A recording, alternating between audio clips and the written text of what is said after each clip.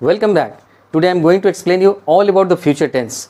Future के 4 different divisions को मैं क्लियर करूंगा और इसे क्लियरली बताने की कोशिश करूंगा कि आप सेंटेंस में उसे कैसे परफेक्टली यूज करेंगे so that you get better idea. So let us come back and see this future tense. It actually denotes an action which will take place in future. Well, भविष्य में होने वाली घटनाओं के बारे में ये फ्यूचर टेंस डील करते हैं, इसे बताते हैं। इसके 4 डिफरेंट डिविजन्स जैसे प्रेजेंट और पास्ट के हैं। तो चलिए मैं एक एक करके क्लियर करता हूँ। सबसे पहले दिखाता हूँ आपको सिंपल फ्यूचर। ये actually it talks about the future event, भविष्य में होने वाली घटनाओं के बारे में in general simple future deal करते हैं। अब आप इसके स्ट्रक्चर को देखिए। सबसे पहले आप सब्जेक्ट लिखते हैं plus shall, will, and then first form of the verb and then comes object। Example लेता हूँ इसे और क्लियर करने की कोशिश करता हूँ। I shall do this work। Now let us see here। I have written here I shall do this work। What will happen if I write I will do this work? Usually आप first person के साथ I और we के साथ में shall लगाते हो and the rest उसके साथ आप विल लगाते हो। नॉर्मली सेंटेंस में ऐसे यूज़ करते हैं सिंपल फ्यूचर में।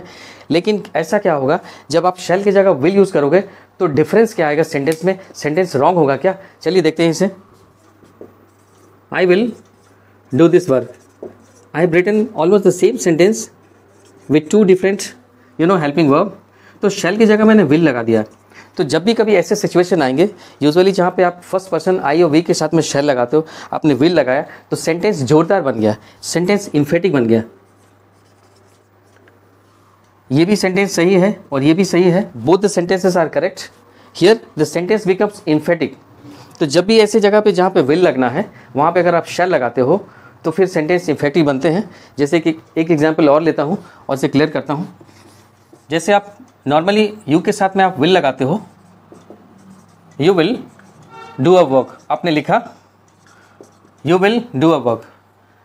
If the same sentence is written in different way, अगर मैं ऐसा लिखता हूं you shall do a work, तो क्या डिफरेंस हो सकते हैं सेंटेंस में? ये मैंने डिफरेंट यूज किया helping verb.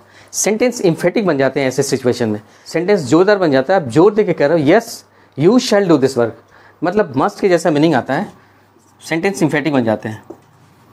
And this particular tense is used to denote 2 future action. जब भी कभी 2 फ्यूचर एक्शन की बात करेंगे भविष्य में तो उसमें से एक सिंपल प्रेजेंट होगा और एक सिंपल फ्यूचर होगा। एक एग्जाम्पल लेके क्लियर करता हूँ। For the first action simple present and for the second action simple future. In case of 2 future action देखिए, आई शैल buy a t-shirt if I go to market। 2 different actions आप देख सकते हो, एक going to the market and buying। So then this particular out of the 2 action, पहले आप जाओगे बाजार तभी आप टी शर्ट खरीदोगे। सो मैंने यूज़ किया for the first action simple present tense and दूसरे के साथ में सिंपल फ्यूचर टेंस। कभी भी ऐसे हालत में 2 जगह शैल या विल नहीं लगा सकते आप।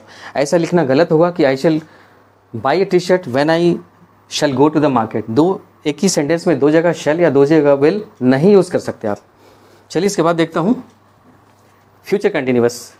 Well, future continuous talks about an action which will continue in future. भविष्य में कोई काम जारी रहेगा, चलता रहेगा, इसे बताने के लिए आप फ्यूचर कंटिन्यूअस टेंस यूज़ करते हो to denote an action which will continue in future.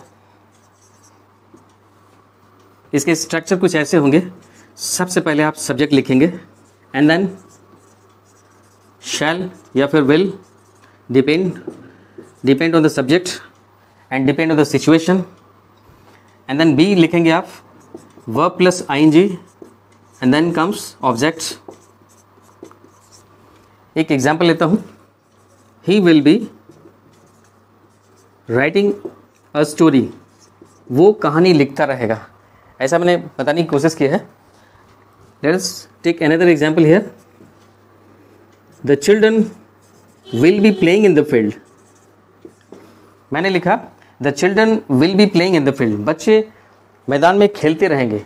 So this is how to show continuous action in future। We use future continuous tense. इसके बाद देखता हूं future perfect. Where do we use this particular tense? To denote an action which will be completed in future. भविष्य में कोई काम समाप्त हो चुका होगा, इसे बताने के लिए आप फ्यूचर परफेक्ट टेंस यूज़ करते हो। इसके सबसे पहले स्ट्रक्चर को दिखाता हूँ और फिर एग्जाम्पल लेके क्लियर करने की कोशिश करता हूँ कि आप कैसे इसे यूज़ करेंगे अपने सेंटेंस में।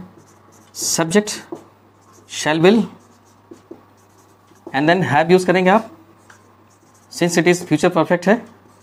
फिर आप third form of the verb, इसके बाद ऑब्जेक्ट लिखते हैं।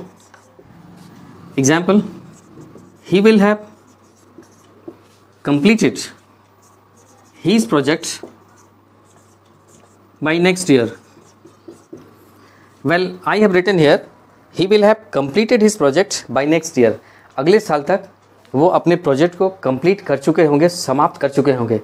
To denote an action which will be completed in a due course of time in future. भविष्य में एक निश्चित समय के अंदर कोई काम खत्म हो चुका होगा, इसे बताने के लिए आप फ्यूचर परफेक्ट टेंस यूज़ करते हो। ये मैंने एग्जाम्पल लिखा है। वेल, इसके बाद मैं दिखाता हूँ the very fourth kind of future tense, that is future perfect continuous. आप इसे कैसे यूज़ करेंगे सेंटेंस में? इनफैक्ट ये टेंस तब आप यूज़ करेंगे टू डिनोट एन एक्शन, ऐसी घटना को बताने के लिए तो भविष्य में किसी समय स्टार्ट होकर, भविष्य में शुरू होकर वो एक निश्चित समय तक चलता रहेगा। To denote an action which will be started in future and will continue for a certain period, ऐसी चीज़ को बताने के लिए आप future perfect continuous tense use करते हो। इनफैक्ट ये दोनों टेंस ऐसे हैं जो कम यूज़ होते हैं in due course of life, कम यूज़ होते हैं, but still we must know how to use and where to use of course. इसके स्ट्रक्चर कुछ ऐसे होंगे, सब्जेक्ट प्लस शैल या will and then have been plus verb plus ING, object and then for और since dot dot. एक example लेता हूं। Well, he will have been living in this house for 4 years। He will have been living in this house for 4 years। इस घर में वो 4 साल से रहते आ रहे होंगे। ऐसे सेंटेंस बताने के लिए आप यूज़ करते हो future perfect continuous tense. So this is how I explain you future tense very perfectly. Each type of future tense is very much clear to you. I'm very sure you must have enjoyed the video. If there is anything relating to this, you may comment down. Don't forget to hit the like button and do subscribe to our channel DK English World. Thank you so much.